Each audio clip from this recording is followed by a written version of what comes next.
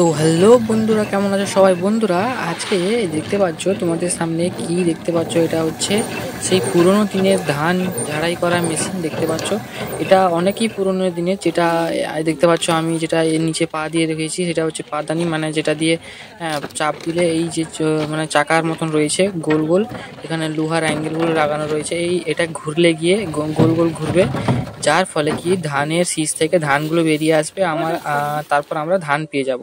তো এইভাবেই আগে ধান ঝাড়াইয়ের কাজ হতো, তো এখন পুরোটাই পাল্টে গেছে। তো কিছুদিন আগে আমি একটা পোস্ট করেছিলাম যেখানে হারভেস্টিং মেশিনের সাহায্যে পুরো ধান কেটে ধান ঝাড়াই মাড়াই করে সব ধানটাই দিয়ে যাচ্ছে। তো ওটা হচ্ছে এখন এখন সব জায়গায় ওটাই হচ্ছে। এই মেশিনটা এখন খুব কম দেখতে পাওয়া যায়।